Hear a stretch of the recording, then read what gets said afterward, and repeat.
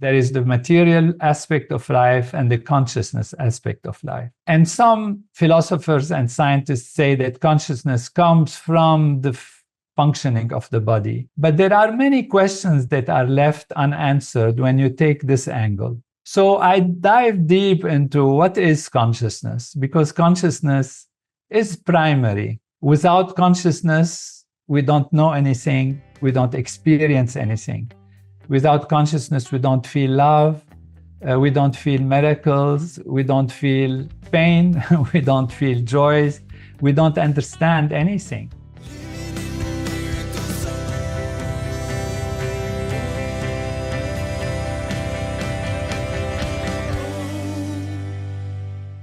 Welcome to Living in the Miracle Zone. This is the place to be if you want to live in the flow of synchronicities and miracles in your everyday life.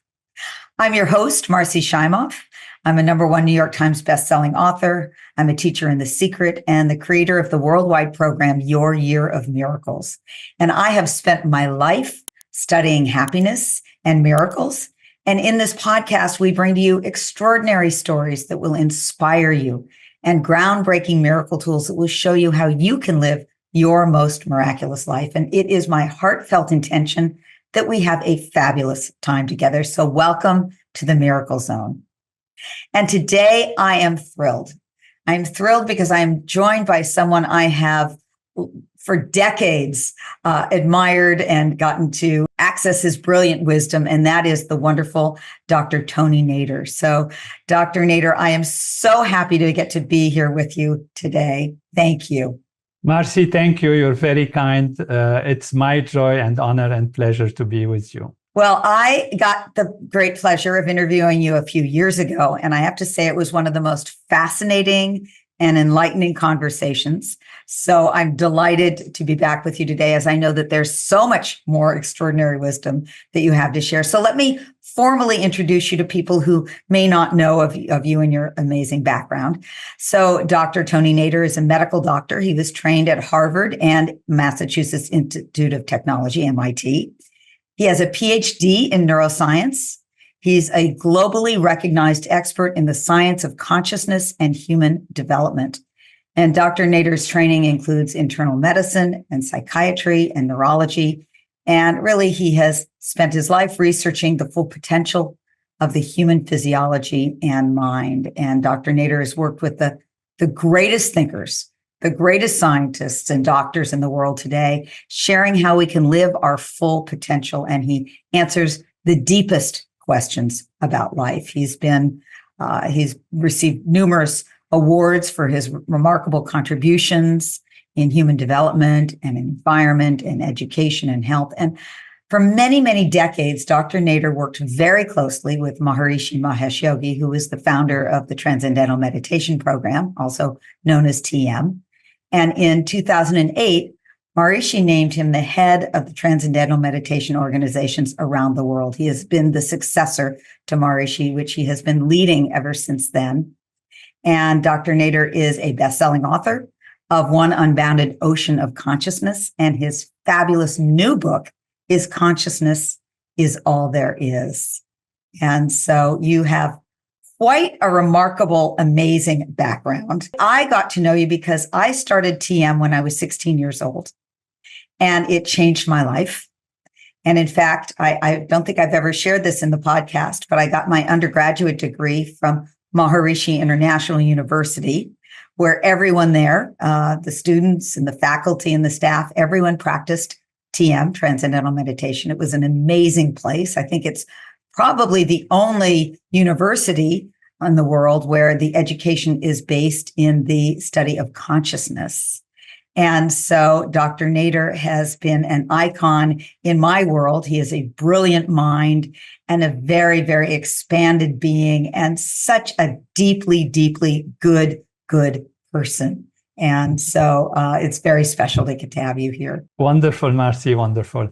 They say beauty lies in the eyes of the beholder, and you see such depths of beauty in everything. And I hope I come to the level of your expectations. Oh, well, you always do.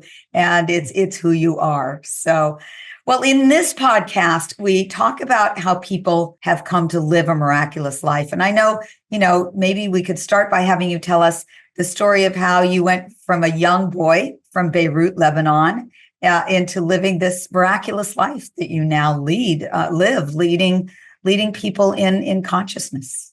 Indeed, for me at least, it really felt miraculous. Coming from a small country, growing with very high expectations about the beauty of life, the miracle of life and living, and having so many cultures around me that were actually living together in rather harmonious conditions, and expecting to become a doctor because it was my family's tradition in quite some ways, having in my extended family as much as 17 physicians, Wow. including uncles and cousins and granduncles and aunts and different people. And so I was guided towards that thing that is the understanding of human physiology and how to help people. And when I finished high school, a civil war exploded in the country. And I was starting my medical school. And I had to see people killing each other, people actually dying for things that's supposed to be an inspiration, like belief systems, belief in economy and politics, whatever philosophical understanding and belief systems. And those things that were supposed to be inspiring for living together and harmony and all that were actually the cause of fight and really very, very hard time. And being a medical doctor, I find myself in the emergency room and the hospital on the wards, seeing all kinds of things that even one wouldn't want to talk about.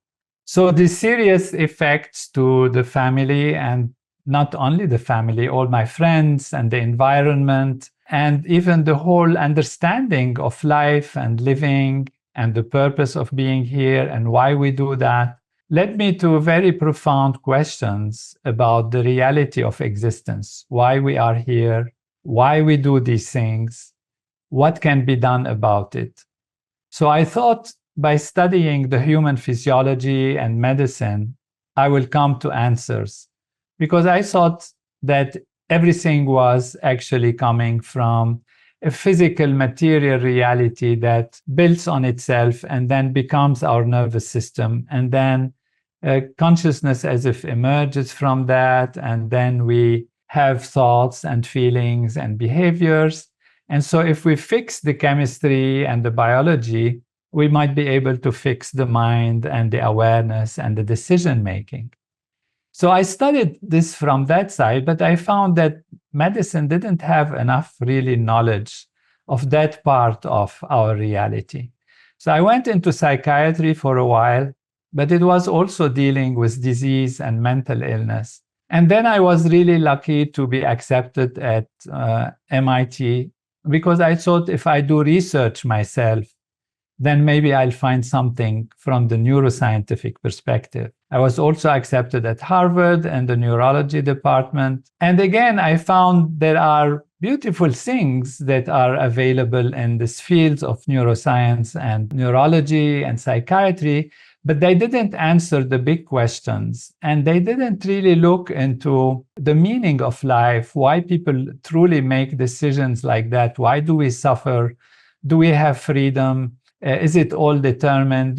Some of the very big questions in life. At the same time, like you, Marci, I had learned Transcendental Meditation. And I found that it was giving me a wholeness, a fullness in my life that was beyond just the simple adjustments from a medical perspective. And as I became interested in it more and more, I became a teacher of Transcendental Meditation.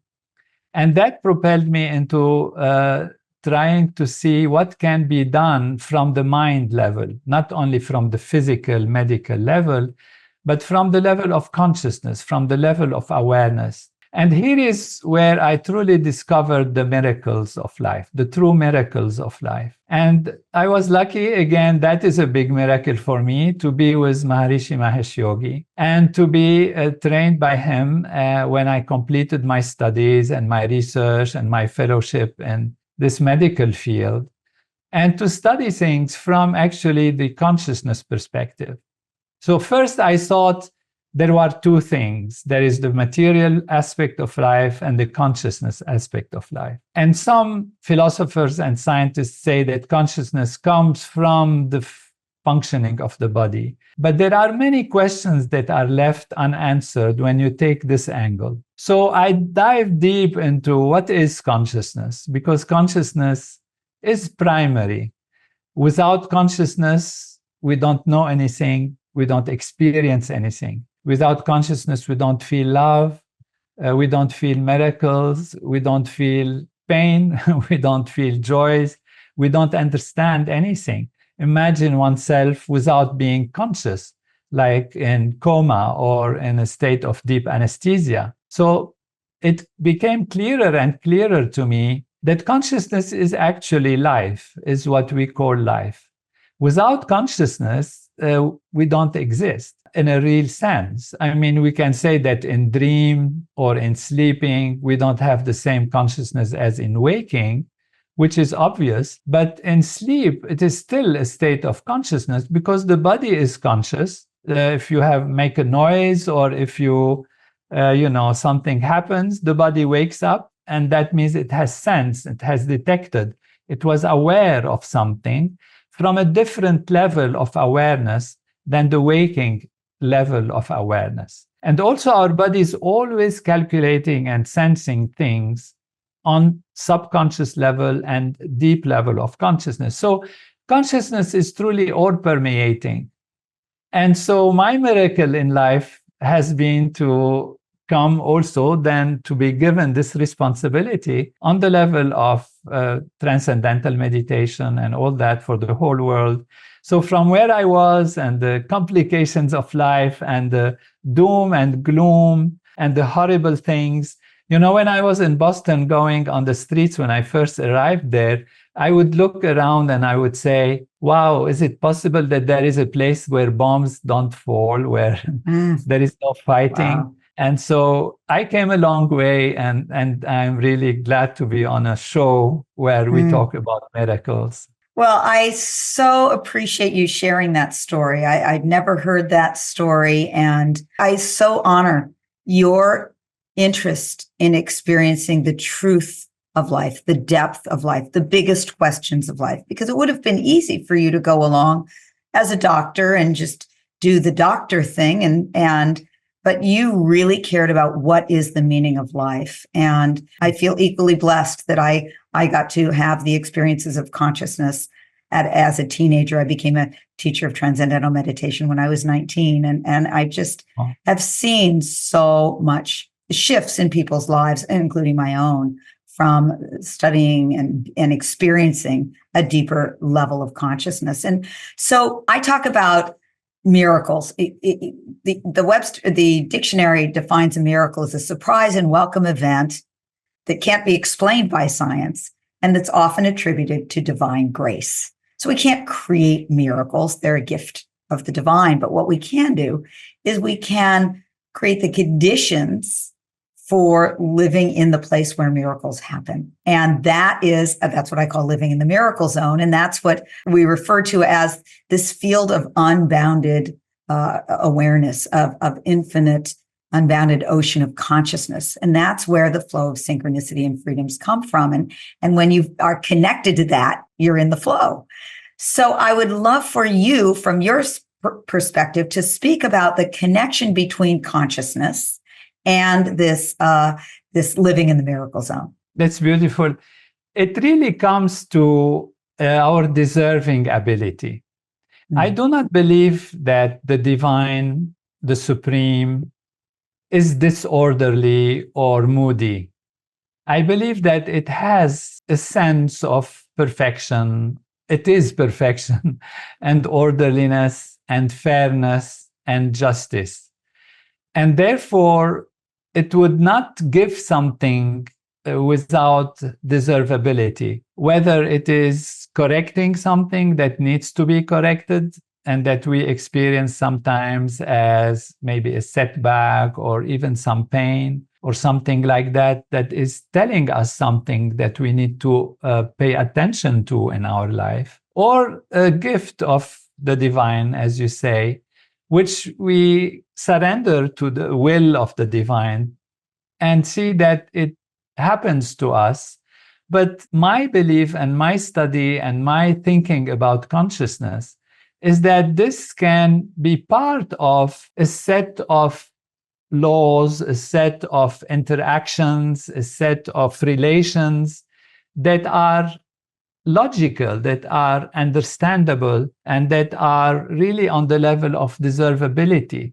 So the grace of the divine that makes things happen in a miraculous way are also part of the will of God, if you like, the will of the divine, which are the laws of nature and the laws of life, which are themselves the will of how things should be and how things are better in order to have always higher and higher evolution. So consciousness comes in this, in the sense that when we are stressed and strained and have very limited awareness, because this is what happens when our consciousness is overwhelmed by fear and stress, and when we make the wrong decisions in our life and accumulate, stressful and constraining conditions, then what happens to us is we don't make the right choices. And sometimes we can enter into some cycles where things aren't working well for us. And in that moment,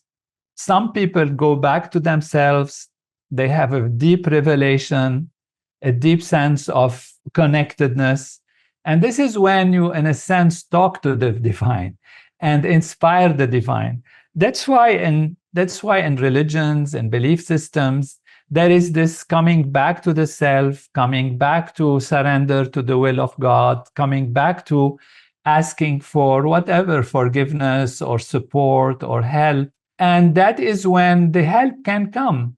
So the miracle happens in consciousness based on how deep our consciousness is, how clear our awareness is, and how it is in tune with the will of God, how it is in tune with the will of the divine, how it is in tune with the will of nature, if we want to speak scientifically. And so there are these moments where one comes back to the self. And there are techniques, as we are talking. Transcendental meditation allows us to settle within ourselves, remove our stresses, see clearly. And when we come to ourselves, we really coming to the kingdom of the divine, to the field of pure being. And that is the field of pure consciousness.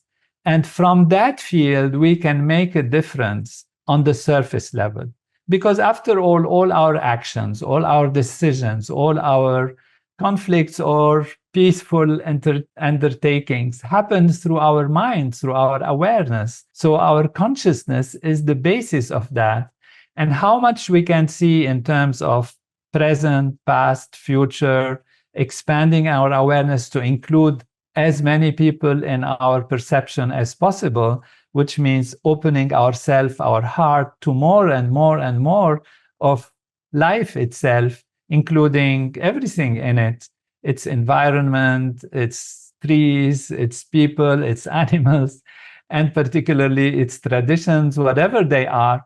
The more we are expanding our awareness to take in all these differences and be able to accept them and embrace them and use them for the good, the more we are acting in a deserving ability, and the more what appears to happen to us as a miracle is actually becoming more natural in a sense. That's beautiful. And so one thing I just want to make sure that I think I'm understanding correctly. I want to make sure that everybody understands that we each have an inherent worthiness.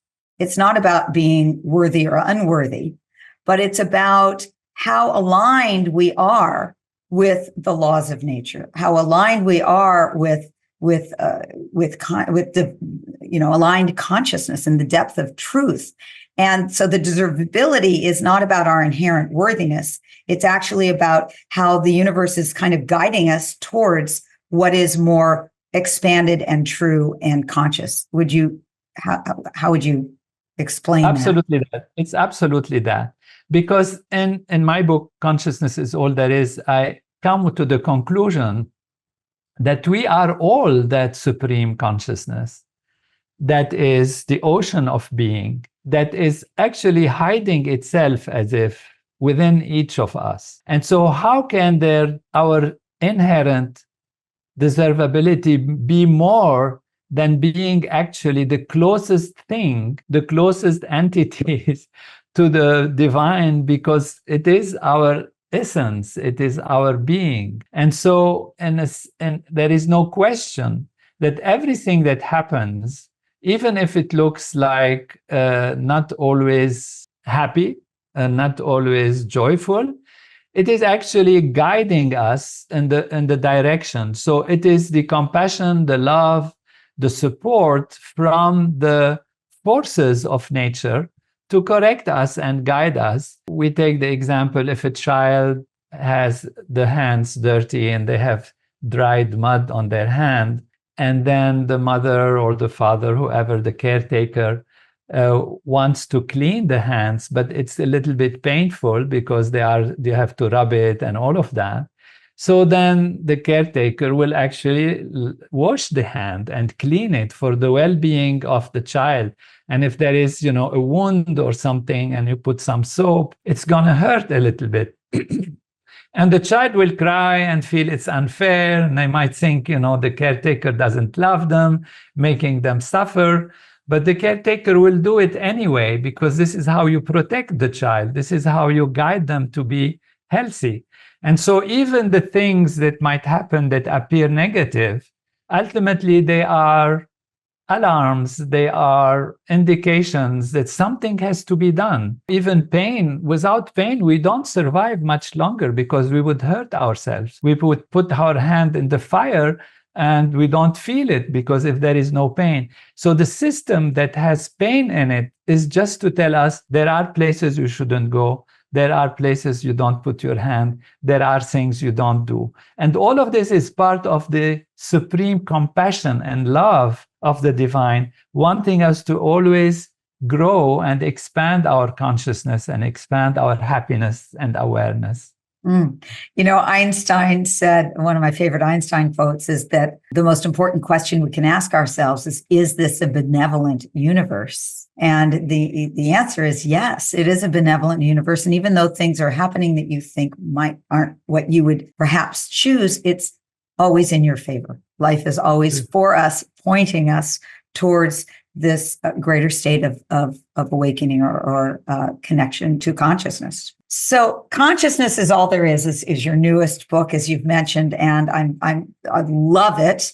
And what would you say is the one most important point for us to understand that would help our lives? We have within us the full potential to live a happy, healthy life. And that is a potential that can be uncovered, and we can really be a master of our destiny. So we have within us a supreme value of creativity, of intelligence. It doesn't have to be mathematical or physics intelligence, can be emotional intelligence, can be creative intelligence. But whatever it is, we are different because we are an expression of the creativity of being and wanting to have all kinds of expressions of itself. But we are as dear to that infinite ocean of consciousness as anything else. And it's enough to know it, to experience it, in order to live a happy, wholesome life.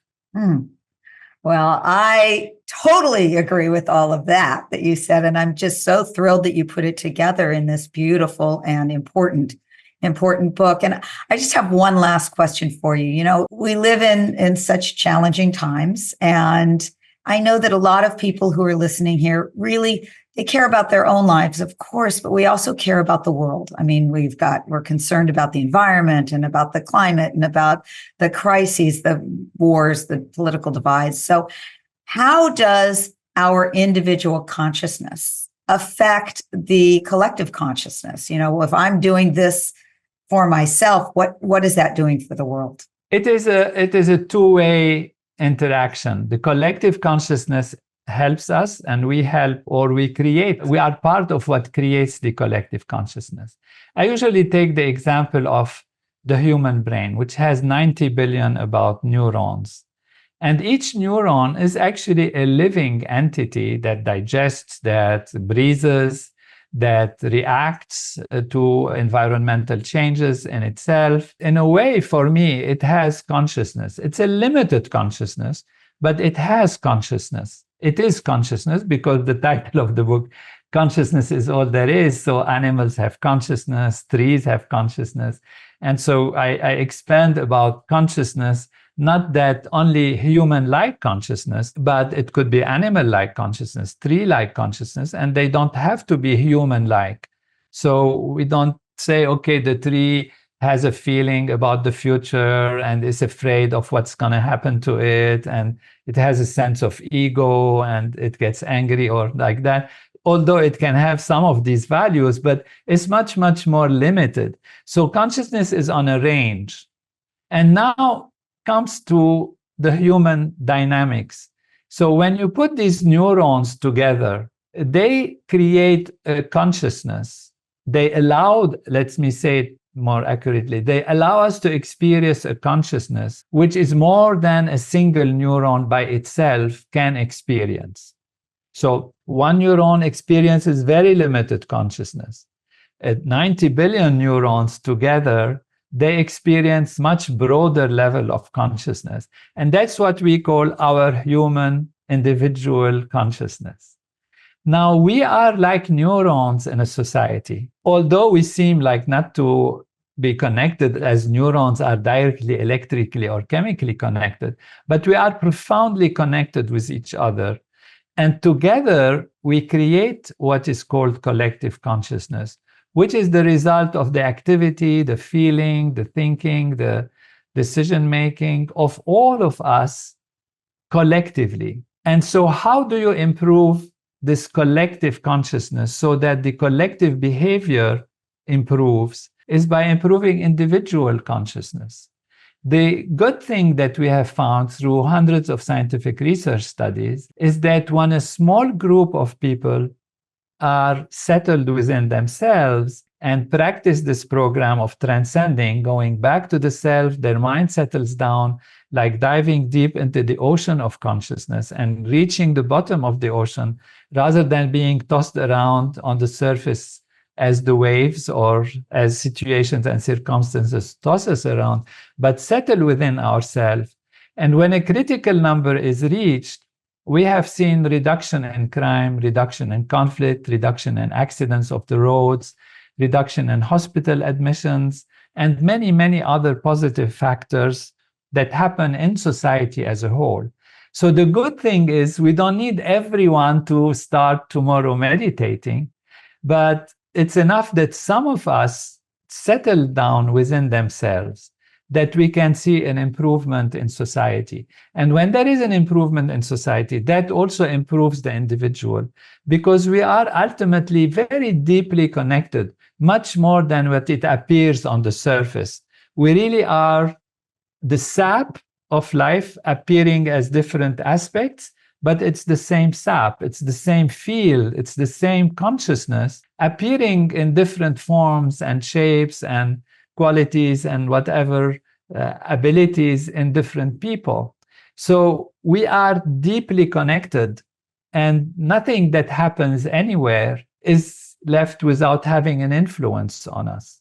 So a peaceful world, a peaceful environment, a balanced life is healthy and happy for the individuals, and individuals creating that within themselves are nourishing and creating positive effects for the whole world. So that is why it's a two-way pathway between individual and collectivity.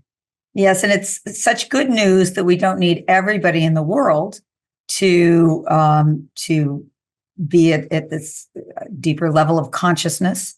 let's say, but there's what you were referring to is something that's often been referred to as the Marci effect, where and maybe you could explain a little bit about that. Yeah, in the 1970s, Marci felt that when a small number of people, and he predicted 1%, practice transcendental meditation, then we should see a change in society because of different phenomena in physics and what is called Meissner effect and the laser effect. And when we see a small number of things getting harmonious, then there is a collectivity becoming more harmonious. So he predicted that, and the scientists went around and found the cities where 1% of the people were practicing transcendental meditation, and they indeed found a reduction in crime compared to control groups where this was not being done. So they pushed the study, and we study it more and more. And then Marci brought a more advanced technique called the city program, where not only you transcend, but you learn how to think from that field. So you activate the ocean of consciousness from its profound level. And that he predicted also that it will have a much bigger effect. And what we found is the square root of 1% is enough when people practice this program together. And this has been done many, many times with control groups, and there have been studies that were published in peer-reviewed journals that show we can really make a difference as individuals. So nobody should feel unable to do things and it's beyond us. It's really actually within us, and going back to ourselves, we are actually creating happiness within ourselves, but our happiness is contributing to the collective happiness, to the collective well-being. So our responsibility is within ourselves. We don't have to go out of ourselves or even be activists on the outside, although those who feel this is their devotion and their call in life, of course, they do what they like, but it is not even necessary. From consciousness, we can transform things. We can transform reality on the surface. We can create miracles.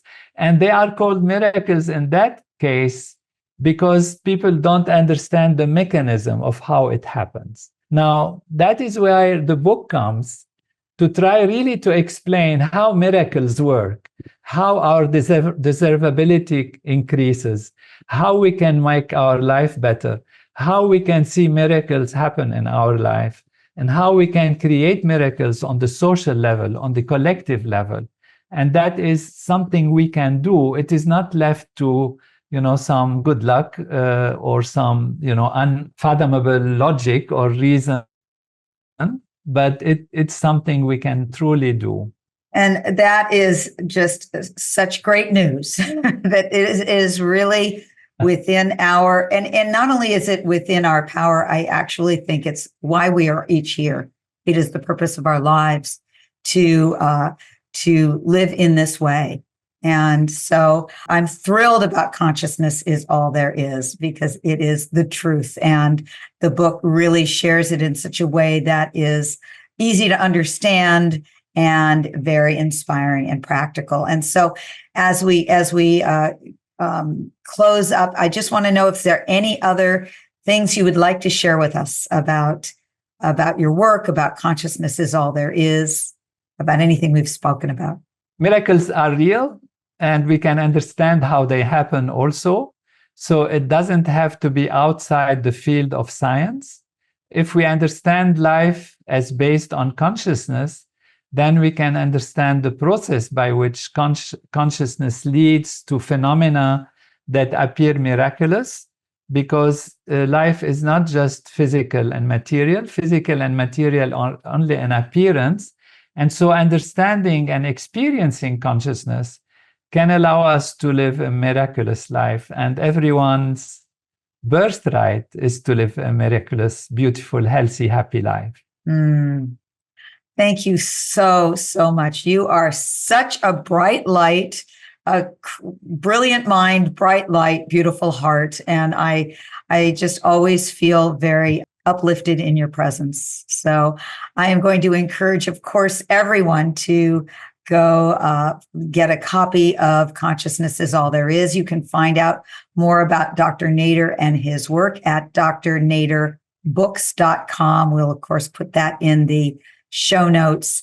And I want to close with a quote from Dr. Nader, who said that consciousness is all permeating. When you improve your own individual consciousness, you are actually improving the consciousness of society. So, Dr. Nader, thank you so much for being with us today. It was just beautiful. Thanks to you and to all you are doing. All the best. Thank you. And I want to thank everyone here for listening to this today. I hope that you are feeling inspired and uplifted and more in the miracle zone after our time together. And of course, if you enjoyed this episode, please share the Miracle Zone love with your friends and family. You could also go take our free 2-minute quiz to find out what your miracle superpower is. You just go to miraclezonequiz.com. And remember that your life of miracles is waiting for you. As Dr. Nader just said, it is your birthright. And simply by being here and listening to this, you are taking a step forward into the miracle zone. Lots of love to you.